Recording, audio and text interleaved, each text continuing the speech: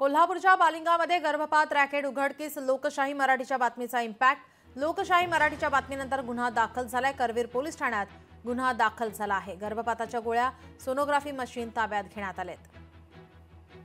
काल या ठिकाणी जी रेड झाली त्या ठिकाणी एक्सरे मशीन, सोनोग्राफीचं मशीन सापडलं। त्यामध्ये एक आरोपी त्याचबरोबर गर्भपाताच्या गोळ्या तिथं मिळून आल्या, साठा मिळून आला। आरोपी दिगंबर मारुती किल्लेदार, राहणार टिटवे, राधानगरी याला ताब्यात घेण्यात आलेला आहे। स्वप्नील केरवा पाटील हा जो आरोपी आहे तो आरोपी मिळून आलेला नाही आहे, त्याचा शोध चालू आहे। त्याचबरोबर अशा जिल्ह्यामध्ये अनेक प्रकारे जे अवैधरित्या गर्भपात किंवा सोनोग्राफी करून गर्भलिंग निदान करतायत, अशा सगळ्या ज्या नराधमांना या अनुषंगानं तपासामध्ये ताब्यात घेतलं जाईल। लोकशाही मराठी ऐका, पहा, जागरूक रहा।